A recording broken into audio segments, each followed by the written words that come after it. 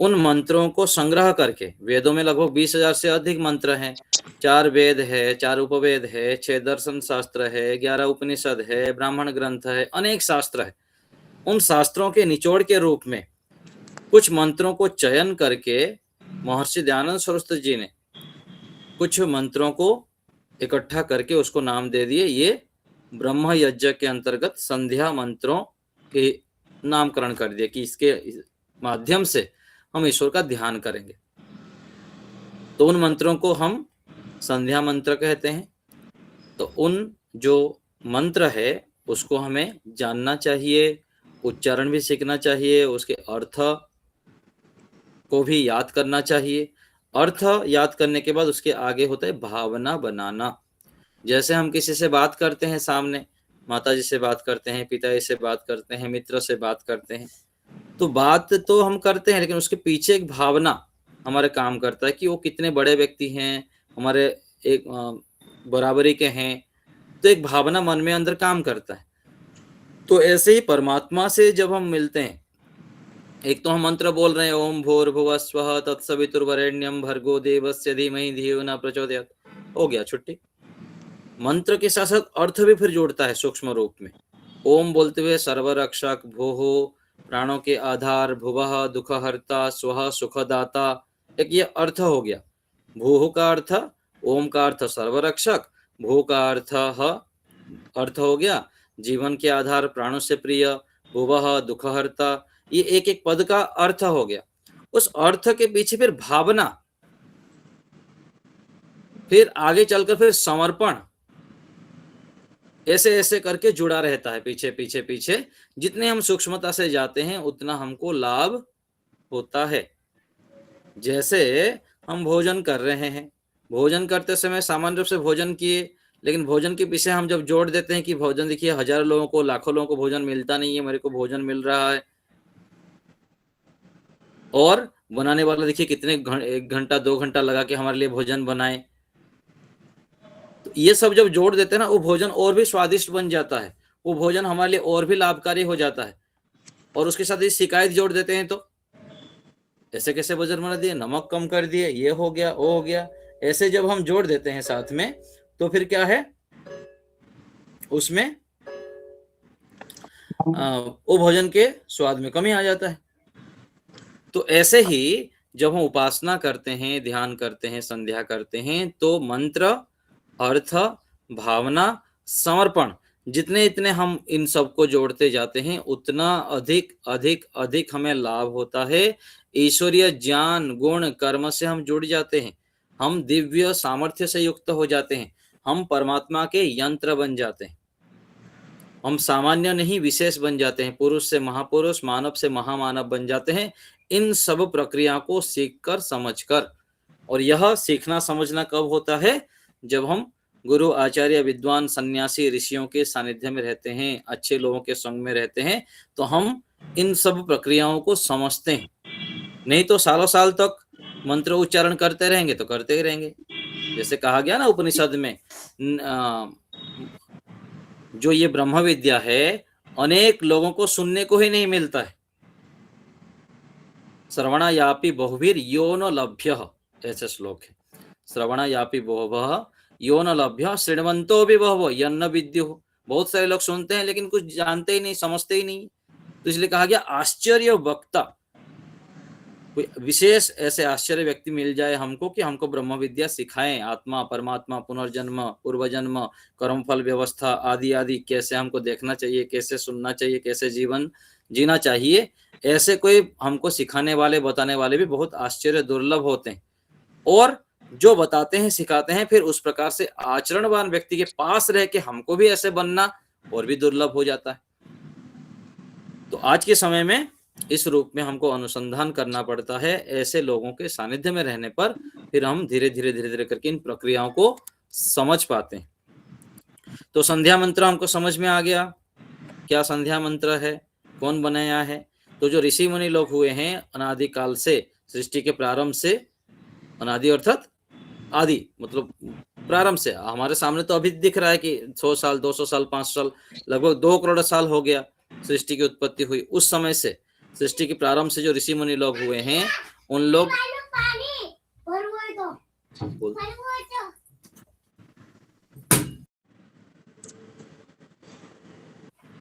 जो है, जो इतने लंबे समय से ऋषि मुनि लोगों ने जिस प्रकार से संध्या करते थे, ईश्वर से जुड़ते हैं, उसको ऋषि दयानंद जी ने हमारे सामने लाके रखे। उसी को हम संध्या मंत्र कहते हैं, उसी को ब्रह्म यज्ञ नाम से भी हम कहते हैं। तो इस संध्या मंत्रों में कुछ मंत्र हमारे सामने हैं, उसको हम चर्चा कर रहे थे, उस प्रकरण को। तो इस प्रकरण को जब हम शुरू किए, उसमें ऋषि दयानंद जी जो लिखे थे उसको हम आवृत्ति कर लेते हैं थोड़ा सा।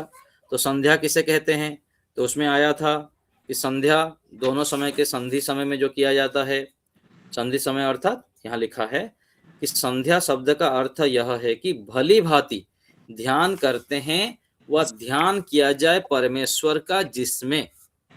क्या कह रहे हैं, ध्यान से सुनिएगा, आवृत्ति करेंगे इसको हम। पहले भी हम आवृत्ति किए थे, विचार किए थे, फिर से सुनिए।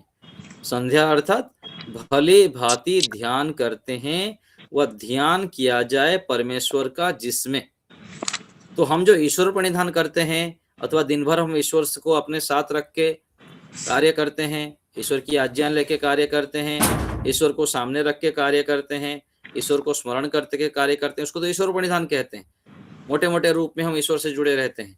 लेकिन जब संध्या करते हैं सुबह के समय अथवा शाम के समय, उसमें विशेष रूप से परमात्मा में हम डुबकी लगाते हैं, ईश्वर से जुड़ते हैं, ईश्वर का चिंतन करते हैं, परमात्मा के दिव्य गुणों से जुड़ते हैं।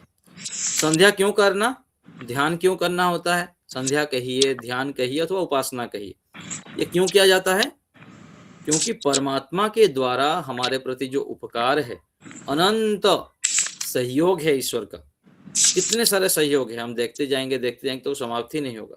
तो इतना जो सहयोग है, उन सबको स्वीकार करना, स्मरण करना, उनको फिर उसके बदले में कृतज्ञता पूर्वक समर्पण अर्पण करना और परमात्मा को धन्यवाद करना, इसलिए हम संध्या करते हैं। यहाँ हम छोटे मोटे किसी का सहयोग कर लेते हैं तो बार बार हमको धन्यवाद कहते हैं, हो अथवा हमको कोई सहयोग करता है हमारे लिए तो हम भी उनको धन्यवाद करते हैं। तो परमात्मा जो हमारे लिए इतना कुछ किए हुए हैं, उसके लिए भी हमको धन्यवाद करना है, विशेष रूप से परमात्मा से जुड़ना है। और जुड़ने से क्या लाभ होगा? जिनसे हम जुड़ते हैं उनके गुण कर्म स्वभाव हमारे अंदर आता है, इसलिए हम ईश्वर से जुड़ते हैं। तो संध्या भली भांति ध्यान किया जाए परमेश्वर का जिसमें। तो इसमें हम आगे बता रहे हैं कि जीवात्मा विद्या तप से, बुद्धि ज्ञान से शुद्ध होती है। यह अद्भिर गात्राणि शुद्धयन्ति मनुस्मृति का श्लोक है। तो जब हमारा मन शुद्ध होता है तो हम फिर शांति को प्राप्त करते हैं और प्रसन्नता को प्राप्त करते हैं। मन के माध्यम से हम संकल्प विकल्प ठीक कर पाते हैं। मन में जब सत्वगुण बढ़ता है तो हम अच्छे अच्छे कार्यों को करते हैं, अच्छे संकल्प करते हैं और प्रसन्न रहते हैं। यदि मन शुद्ध नहीं होगा, ईश्वर से नहीं जुड़ेंगे, ईश्वर की आज्ञा का पालन नहीं करेंगे, तो फिर दुखी होंगे, हताश होंगे, निराश होंगे और धीरे धीरे करके शोक में हम डूब जाते हैं। जितना आज संसार में दुख कष्ट बाधाएं हैं, उनके मूल में क्या है? ईश्वरीय गुण कर्म स्वभाव को धारण नहीं करना, अपनी मनमर्जी करना, अपनी बुद्धि को ही बड़े मानते हैं और ऋषियों के अनुसार हम आचरण नहीं करते हैं, ऋषियों को अनदेखा कर देते हैं। इसीलिए हमारे जीवन में फिर समस्याएं, संकट, चुनौतियां और अनेक प्रकार की व्याधियां आ जाते हैं। इसलिए जब जागे तब सवेरा, जैसे मुनि जी भी गा रहे थे ना एक भजन, कि जब हम जाग जाते हैं, जब हमको ज्ञान हो गया, तुरंत अशुद्धि और अन्यायपूर्वक अधर्म युक्त कार्यों को छोड़ देना, ईश्वर को सामने रखते हुए श्रेष्ठ कार्यों को हम जितना जल्दी अपना लेते हैं, उतना क्या है, हम दुखों से बच जाते हैं, कष्टों से बच जाते हैं और अपने कर्मों को फिर सही दिशा में लेते हुए फिर मोक्ष की दिशा में जाते हैं। जैसे कोई व्यक्ति इधर जाना था, दाईं तरफ जाना था, गलती से बाईं तरफ चला गया, तो बाईं तरफ जा ही रहा है। जब पता चला कि मैं गलत रास्ते में आ गया, तो उसको फिर यहाँ पर आना पड़ेगा पॉइंट में, फिर इस तरफ जाना पड़ेगा, नहीं तो फिर जन्मों जन्मों तक फिर दूसरे रास्ते में जाते ही रहेंगे। तो ऐसे ही हमको भी जीवन की यात्रा को तय करना है। और ये यात्रा सरल कब हो जाता है? जब हम ध्यान करते हैं, संध्या करते हैं, ईश्वर से जुड़ते हैं। और यह गृहस्थ के लिए तो प्रतिदिन करने योग्य है और अनिवार्य है। पंचमहायज्ञ जो कहा गया, ब्रह्म यज्ञ, देव यज्ञ, पितृयज्ञ, अतिथि यज्ञ और बलि वैश्य देव यज्ञ, ये 5 यज्ञ महायज्ञ के रूप में कहा गया। ये गृहस्थियों के लिए अति आवश्यक है।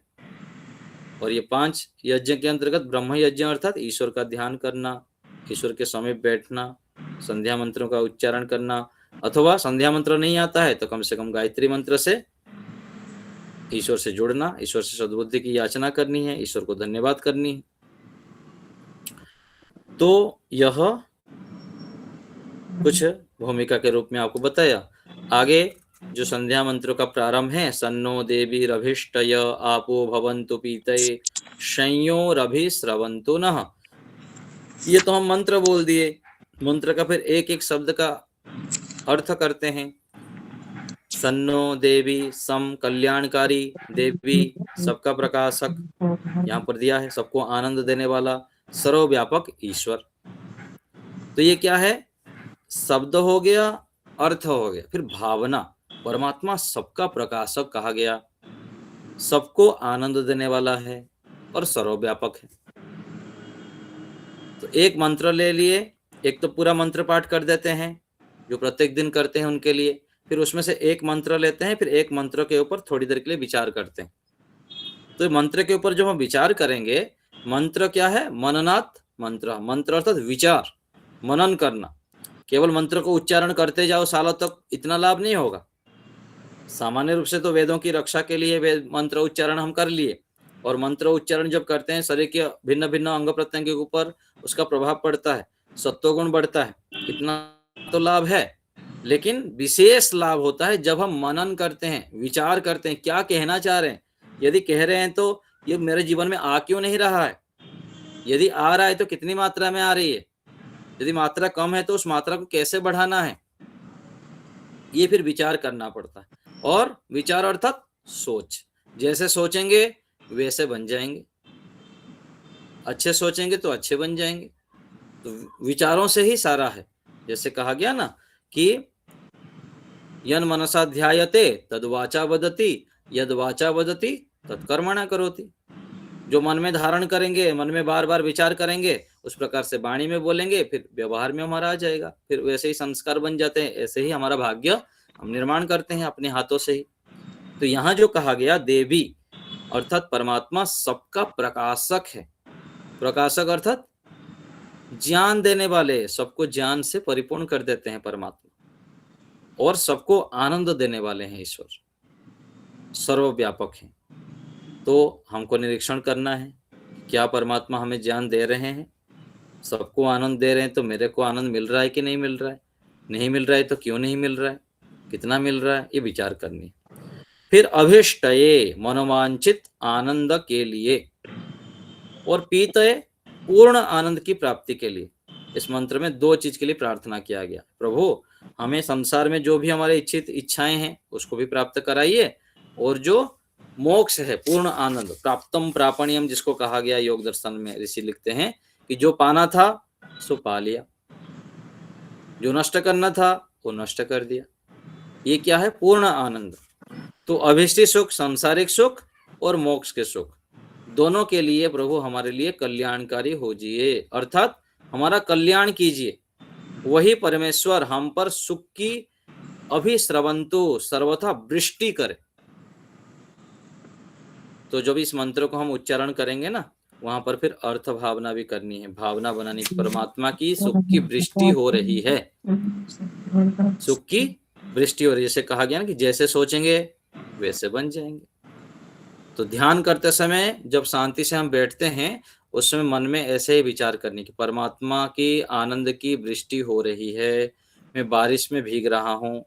जैसे बारिश से भीगते समय स्थिति होती है, ऐसे ही पूर्ण श्रद्धा विश्वास के साथ परमात्मा मेरे अंदर बाहर हैं, मेरे अंदर सुख आ रहा है, मैं परमात्मा के आनंद में डूब रहा हूँ, ऐसी भावना जब हम बनाते हैं तो फिर विशेष लाभान्वित हो जाते हैं, नहीं तो केवल मंत्र मंत्र रह जाएगा।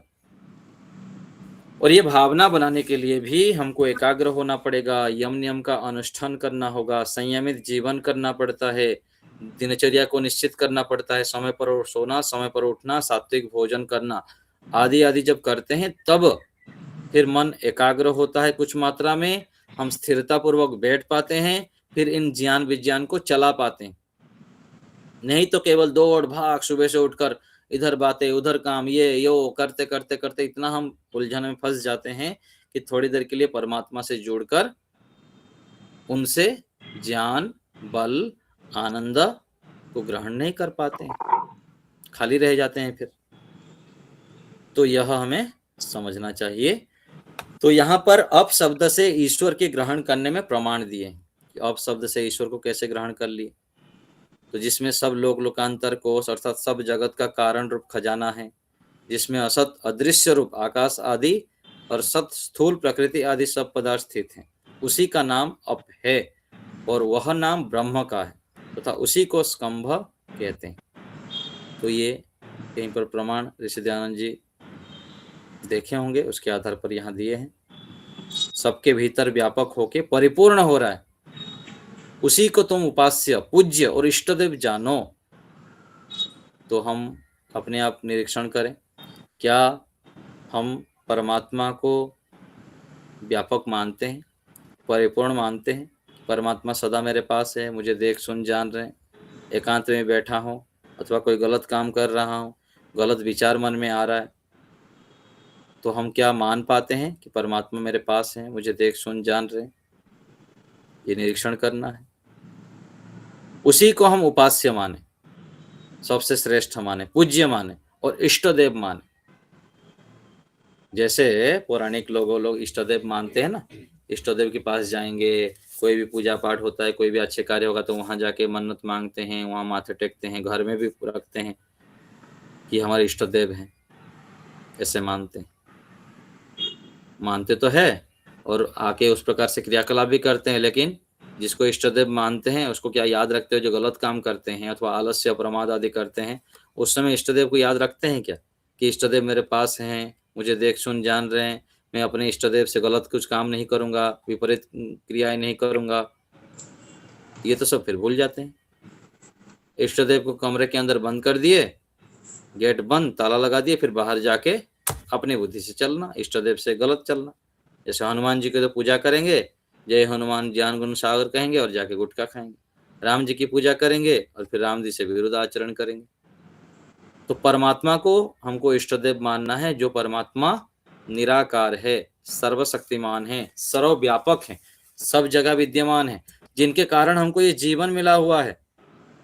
हमारा हाथ नाक शरीर जितने भी अंग प्रत्यंग है, जिन जो हमको दिए हैं, वही हमारा इष्ट देव है, वही पूज्य है, परम पूज्य है परमात्मा, वही हमारे उपास्य है। ये हम स्वीकार करें, जाने।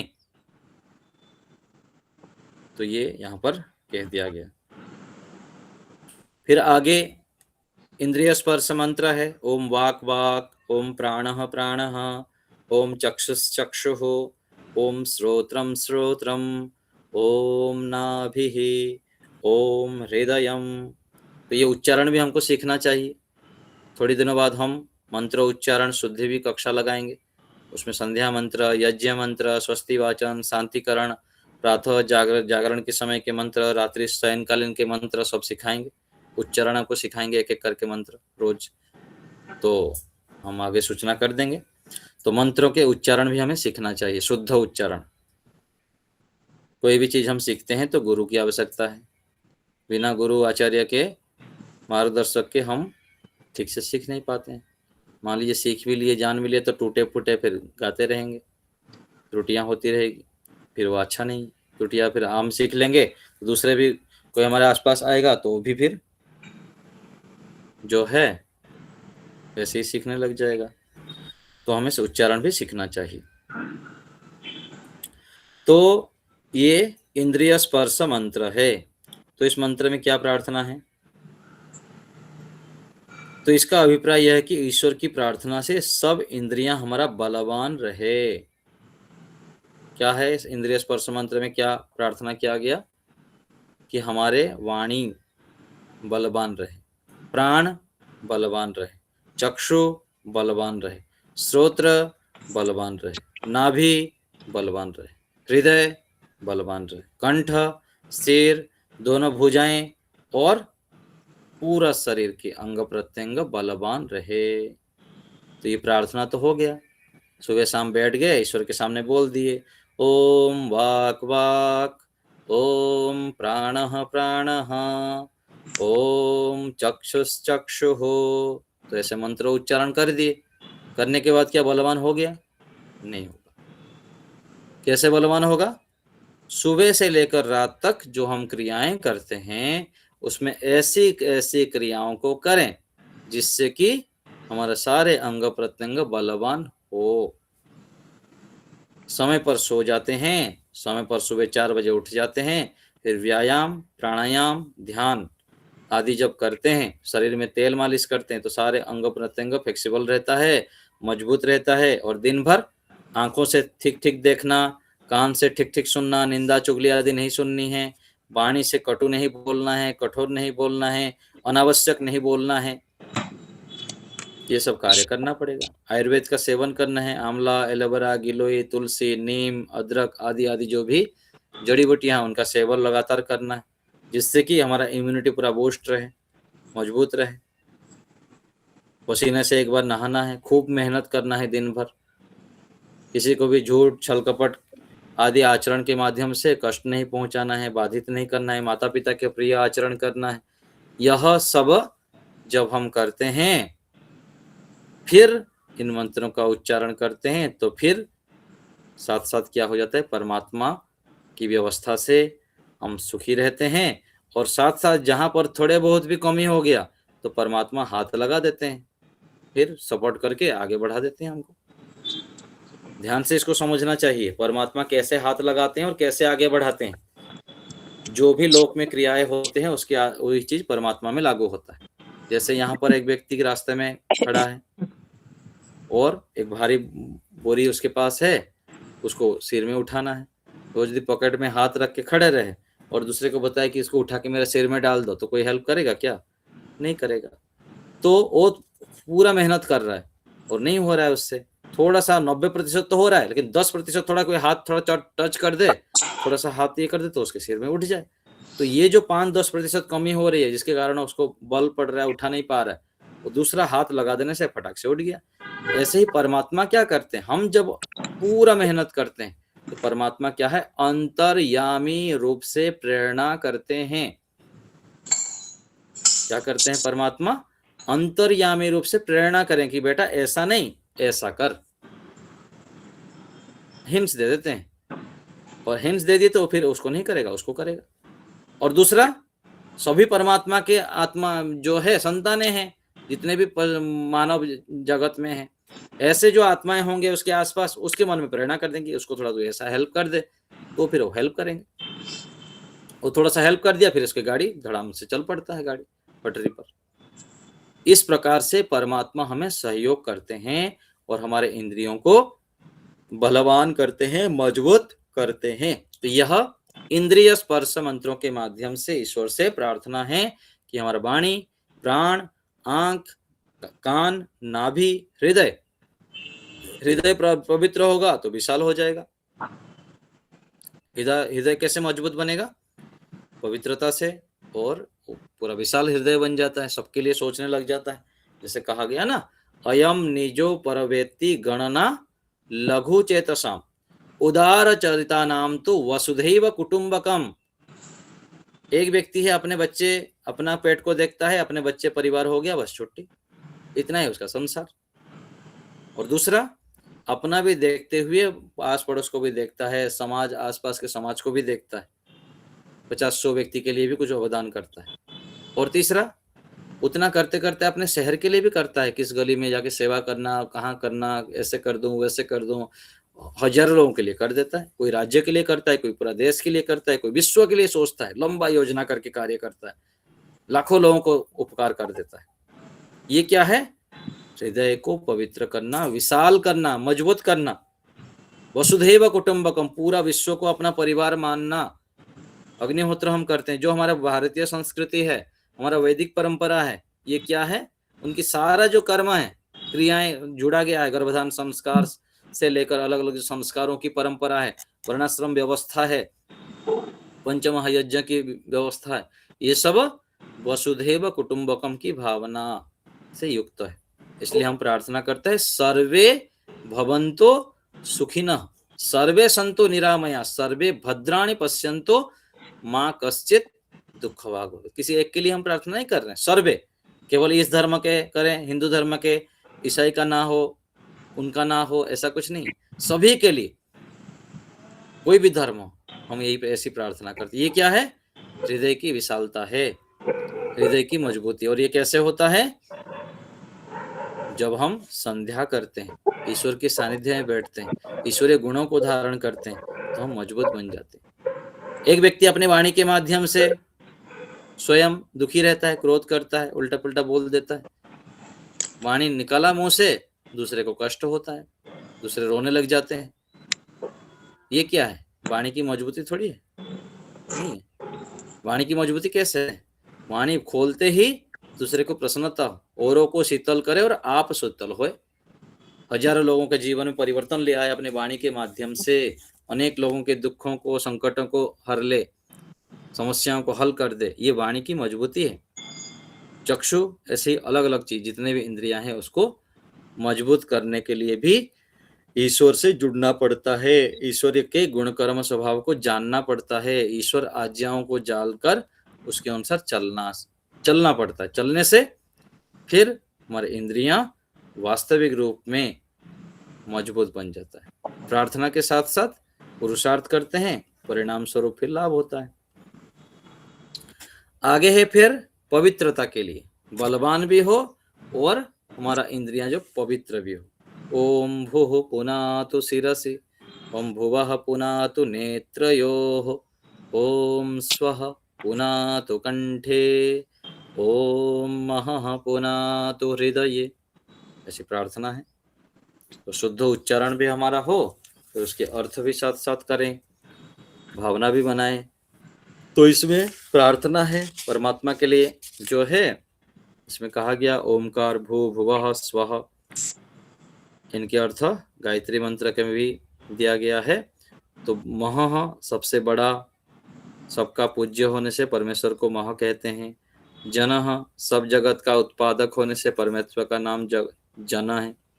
तपः दुष्टों को संतापकारी, ज्ञान स्वरूप होने से ईश्वर को तप कहते हैं। तो देखिए, थोड़ा सा ये शब्द है, वाक्य है, लेकिन इसका अर्थ कितना विशाल है। देखिए, परमात्मा को तप क्यों कहते हैं? क्योंकि परमात्मा दुष्टों को संतापकारी है। जो दुष्ट भावना से युक्त है, दुष्ट आचरण से युक्त है, उनको क्या करते हैं परमात्मा? संताप देते हैं। जो स्वयं दुखी रहता है, दूसरे को दुखियां बांटता है, स्वयं परेशान रहते हुए दूसरे को परेशान करने के लिए तत्पर रहता है, उसके लिए क्या होता है? परमात्मा क्या देते हैं उसको? संताप। इस जीवन में भी रहेगा और अगले कई जन्मों तक भी संताप रहेगा। और इसके विपरीत यदि श्रेष्ठ कार्य करेंगे, खुशियां बांटेंगे, लोगों को खुश रखना चाहेंगे, तो फिर स्वयं भी सुखी रहेंगे, दूसरे को भी खुशियां बांटेंगे। तो परमात्मा दुष्टों को संतापकारी है। कोई हमारे साथ अन्याय करे तो इसको याद रखिए, अन्याय करके कहाँ जाएगा? क्योंकि जो दुष्ट है उसको परमात्मा तो संताप देंगे ही देंगे। करते समय ही शुरू हो जाता है संताप, चाहे वो कितना भी नाटक करता रहे। तो परमात्मा दुष्टों को संतापकारी हैं और ज्ञान स्वरूप होने से ईश्वर को तप कहते हैं। तो इस प्रकार जो है परमात्मा के विषय में कह दिया गया कि सत्यम, अविनाशी होने से परमेश्वर का नाम सत्य है, परमात्मा का कभी विनाश नहीं होता। व्यापक होने से ब्रह्म नाम परमेश्वर का है, अर्थात सब नाम परमेश्वर ही के हैं। भूः भुवः स्वः जनः महः, ये सब ईश्वर का है। तो ये हम इन मंत्रों के माध्यम से क्या विचार किए? पर हमारे इंद्रियां शुद्ध हो, पवित्र हो, सात्विक हो। और इसके आगे फिर अघमर्षण मंत्र है। तो बार बार हम प्रार्थना करते हैं ईश्वर से, सुबह भी प्रार्थना करते हैं और शाम को भी प्रार्थना करते हैं। कि प्रभु हमारा शरीर बलवान हो, मजबूत हो, पवित्र हो, आप इतने महान हैं। इसके आगे प्राणायाम मंत्र भी है, ओम भूः, ओम भुवः, ओम स्वः, ओम महः। ये सब ईश्वर के नाम हैं, परमात्मा के गुणों के विषय में इन मंत्रों के माध्यम से कहा गया है कि परमात्मा भूः है, प्राणों से प्रिय है, भुवः है, दुखों को दूर करने वाले हैं, स्वः सुखदाता है, महः सबसे बड़ा है, जनः जो है जगत के उत्पादक हैं, तपः का अर्थ यहाँ कर दिए दुष्टों को संतापकारी है। तो ऐसे जब हम बार बार सुबह शाम ईश्वर के विषय में चिंतन करते हैं तो फिर स्वतः रूप में हम उनके सामने नतमस्तक हो जाते हैं, झुक जाते हैं।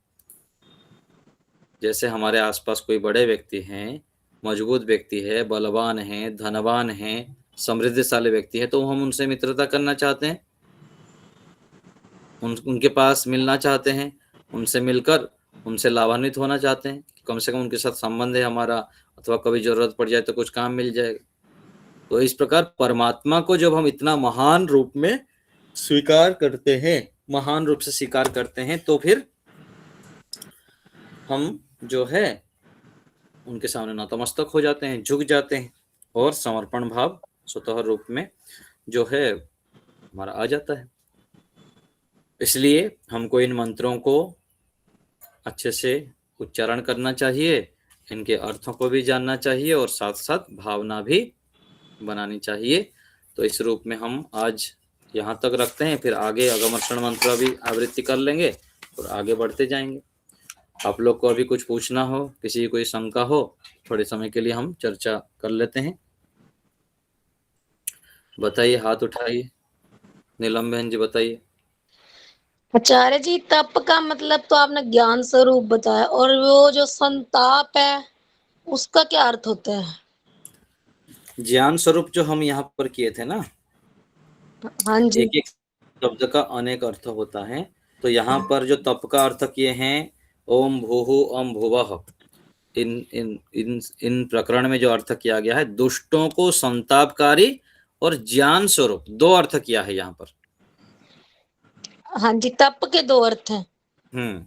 तप के दो अर्थ किया है इस प्रकरण में। परमात्मा दुष्टों को संताप और ज्ञान भी देते हैं, यानी कि दंड देके उनको शिक्षा देते हैं। जो दंड के अधिकारी है उसको दंड देंगे और जो पुरस्कार के अधिकारी है उसके ज्ञान को बढ़ाएंगे। दंड देके भी तो ज्ञान बढ़ाते हैं, हाँ लेकिन जी। हम जो अच्छे व्यक्ति हैं उनको क्यों दंड देंगे, उसको उनके ज्ञान को बढ़ाएंगे, दोनों काम करेंगे। उनको कोई परेशान करते हैं उनके भी ठिकाना लगाएंगे, और अच्छे कार्य करते हैं तो उसके पुरस्कार भी देंगे। तो परमात्मा ज्ञान स्वरूप है, यदि समझ में आ जाएगा तो उनसे हम संबंध जोड़ेंगे तो हमारा ज्ञान लगातार बढ़ता रहेगा।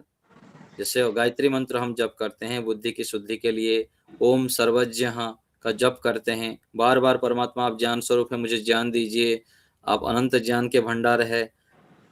ऐसे हम चिंतन मनन करते हैं, बार बार परमात्मा से जुड़ते हैं और दिन भर हम ईश्वरीय गुणों को चिंतन करते हुए इनकी आज्ञाओं को पालन करते हैं, तो हम भी ज्ञान से युक्त हो जाते हैं। पहले हमको कुछ पता नहीं था, आगे चलकर बहुत कुछ हमको पता चलने लग जाता है। असंभव जैसे लगता है कि मेरे अंदर इतने क्या जैसे ज्ञान आ गया, मैं कैसे इतना सब कर लिया, कुछ भी तो आता नहीं था। छोटी छोटी बातों में दुखी हो जाता था, हताश हो जाता था, निराश हो जाता था और खिन्न हो जाता था। लेकिन धीरे धीरे करके मैं मजबूत बन गया। पहले आगे तो मुझको सर्दी जुकाम अलग अलग प्रकार से बहुत सारी बीमारी से युक्त रहता था, लेकिन जब हम ईश्वरीय गुणों को धारण करते हैं, ऋषियों के सानिध्य में रहते हैं और ईश्वर आज्ञा को पालन दृढ़ता से करते हैं, तो वो गुण, ईश्वरीय गुण हमारे अंदर आ जाते हैं, हम बहुत मजबूत बन जाते हैं, ज्ञानवान बन जाते हैं, बलवान बन जाते हैं, धनवान बन जाते हैं, प्रज्ञावान बन जाते हैं, ऐश्वर्यशाली बन जाते हैं। ऐसे लाभ होता है ईश्वर से जुड़ने पर। और जब तक पता नहीं है फिर संसार से जुड़ते रहते हैं, संसार के जो है इंद्रियों के दासत्व में रहते हैं, हम भोगवादी बन जाते हैं। इंद्रियों के दासत्व रहते रहते रहते फिर अपने शक्ति सामर्थ्य को क्षीण करते जाते हैं, करते जाते हैं, करते जाते हैं, फिर हानि पहुंचा देते हैं, अंत में पश्चाताप रह जाते हैं। ठीक है, धन्यवाद आचार्य जी, बहुत बहुत। तो इस रूप में परमात्मा को हमें समझना चाहिए कि ईश्वर ज्ञान स्वरूप है, हमको लगातार ज्ञान देते हैं, बल देते हैं, धन देते हैं, ऐश्वर्य देते हैं। जैसे एक मंत्र में आया ना कि अहमेव स्वयमिदं वदामि दुष्टम देवेभिः ऋतमानुषेभिः यम कामये तम तम उग्रम कृणोमि तम ब्रह्माणम तम ऋषिम तम सुमेधाम। मैं स्वयं कह रहा हूं, परमात्मा कह रहे हैं वेद मंत्र के माध्यम से, अहम एव स्वयं इदम वदामि, मैं स्वयं कह रहा हूं क्या, जो मेरे आज्ञाओं का पालन करता है उसको मैं क्या देता हूं, तम ब्रह्मांडम, उसको मैं बड़ा बना देता हूं, विशाल बना देता हूं, ज्ञान से, बल से, धन से पूरा विशेष प्रतिष्ठित कर देता हूं। तम ब्रह्मांडम तम ऋषिम, ऋषि बना देता हूं। मनुष्य जीवन में सबसे उत्तम स्थिति, सबसे बड़े जो उपलब्धि क्या है, ऋषित्व को प्राप्त करना, उसको ऋषि बना देता हूं। और सुमेधाम, अच्छे मेधा से युक्त कर देता हूं, ऐसी प्रतिज्ञा है ईश्वर की। जो ध्यान करेंगे, यम नियम का पालन करेंगे, अच्छे अच्छे कार्य को करते जाएंगे तो वह सामान्य नहीं रह जाएंगे, वो विशेष बन जाएंगे। मनुष्य नहीं रहेंगे, वो देवता बन जाएंगे, पुरुष से महापुरुष बन जाएंगे। इतनी दिव्यताएं आने लग जाता है ईश्वर की कृपा से, ईश्वर की सानिध्य में रहने पर। भावना बहन जी। नमस्ते आचार्य जी। जितना ध्यान में मन लगता है उतना प्रार्थना में, संध्या में नहीं लगता, क्यों? नहीं लगता है, फिर भी लगाना पड़ेगा। जो लगा, जिसमें समय लगाएंगे जी, देखिए सबसे बड़ी बात है समझ।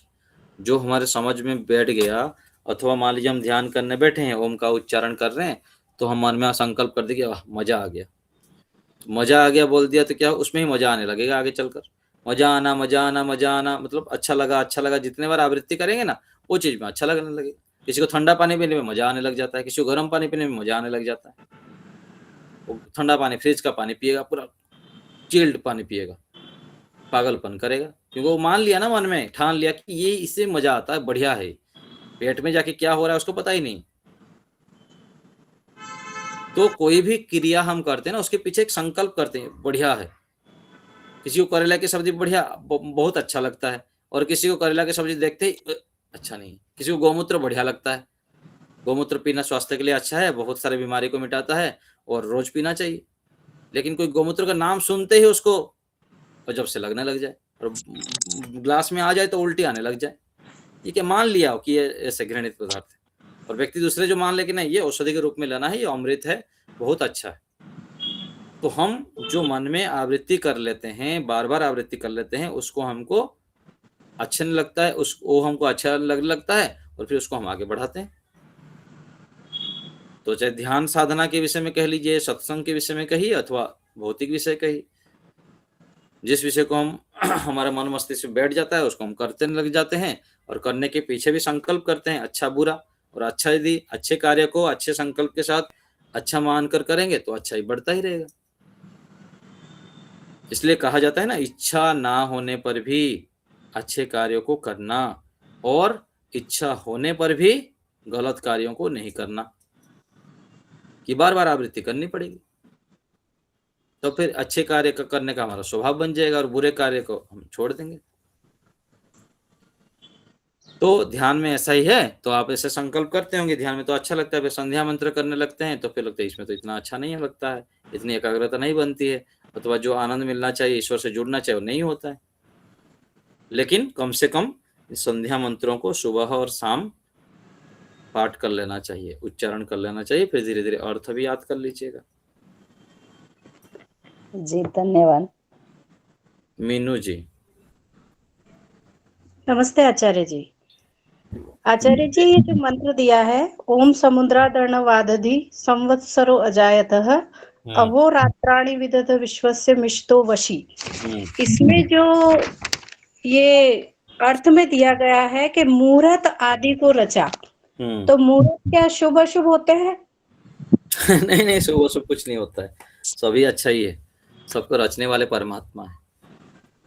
जैसे स्वामी जी, कई कार्यों के लिए कह दिया जाता है कि इस मुहूर्त पे ये कार्य करना चाहिए, तो क्या उस मुहूर्त पे नहीं किया, और अगर हम आर्य समाजी होकर उस मुहूर्त को छोड़ दें, तो क्या वो उचित नहीं है?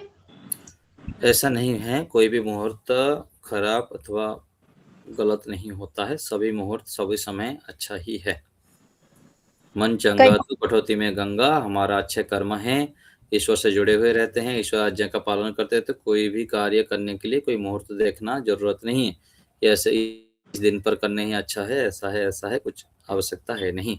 ये सब जो बना रखे हैं ये सब बहुत सारी भ्रांतियां हैं लोगों के मन में। जी आचार्य जी, लेकिन जैसे अगर कहीं किसी ने ये कह दिया कि आपके इस मंत्र में लिखा हुआ है कि मुहूर्त परमात्मा द्वारा रचित है, तो उसका स्पष्टीकरण कैसे दें हम सामने वाले को? सबको देना ठेका हम थोड़ी ले रखे हैं, जो समझने वाला है उसको समझाएंगे। आचार्य जी बोल रहे थे ये दूसरे परमात्मा ने रचे हैं, परमात्मा रचे हैं तो सब अच्छा ही है, बोल देना। ऐसे समझना तो समझो, नहीं तो दूसरे को समझाना क्या जरूरत है, हम समझ जाए ना, हम समझ जाए बड़ी बात है। जो समझना चाहता है उसको हम समझा सकते, सबको नहीं समझा सकते हैं, सबको समझाने के ठेका हमारे पास भी नहीं है। हम समझ जाएं और हमारे आसपास जो धार्मिक व्यक्ति हैं, जिज्ञासु व्यक्ति हैं, कोई समझना चाहता है तो उसको समझाना हमारे हाथ में। जो विज्ञान से संबंध बातें हैं उसको अच्छा मानकर करना, वो हमारे लिए मुहूर्त ही अच्छा मुहूर्त है जी। विज्ञान को समझे और उस अनुसार जैसे 11 होती है उसमें हमारी पाचन शक्ति मंद पड़ती है, तो हमारे विद्वानों ने पुराने जगत ने कहा दिया कि इस बार आप 11 करना, मतलब एक टाइम ही भोजन करना, तो ये स्वीकार्य है, ये अच्छा मुहूर्त विज्ञान के अनुसार, ऐसा मानना चाहिए।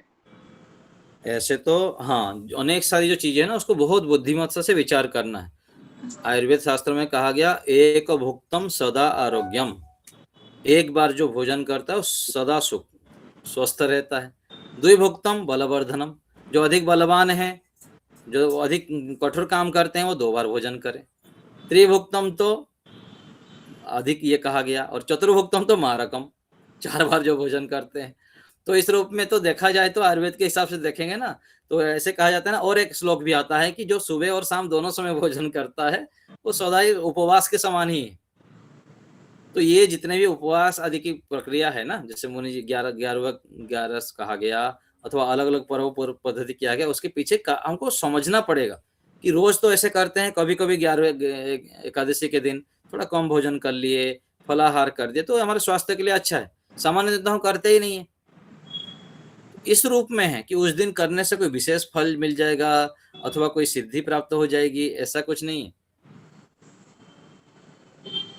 तो ऐसे जो भी हमारे पर्व आदि है, जो भी चीजें हैं उनको बुद्धिमत्ता पूर्वक स्वीकार करना है, फिर उस प्रकार से पालन करना है। धन्यवाद। मुहूर्त आदि के विषय भी ऐसे ही समझना चाहिए। परमात्मा ने बनाया है तो सब कुछ अच्छा ही है जी आचार्य जी। ठीक है, और कोई बात किसी को पूछना हो? समय हो रहा है हमारा। चलिए तो आज यहीं रखते हैं, आगे बहुत बहुत धन्यवाद आपका। हम शांति पाठ के साथ हम समाप्त करते हैं। अपने शंकर जी जो इलाहाबाद से, इनकी वायु उम्र है और वो युवा की तरह जयघोष भी करवाएंगे जी। आचार्य शंकर जी, सबको सादर नमस्ते। आवाज जा रही है? आ रही है। अच्छा का समापन शांति पाठ, इसके बाद देखो।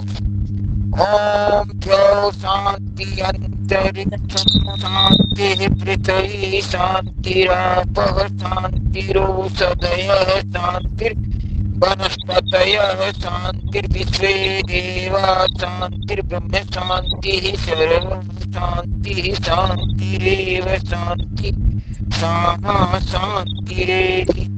ओम शांति शांति शांति। जो बोले सो अभय।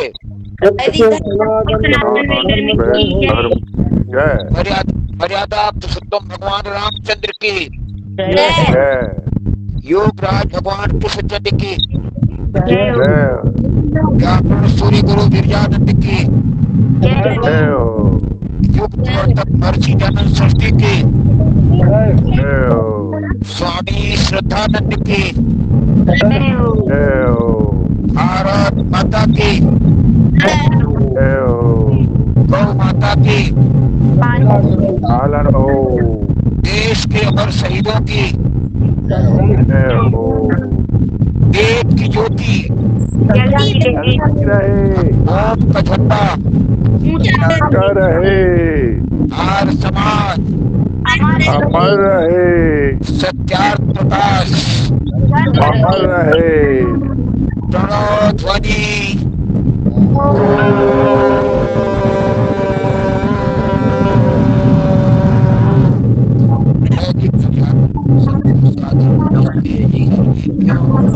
सर्वेभ्यो नमः सर्वेभ्यो नमः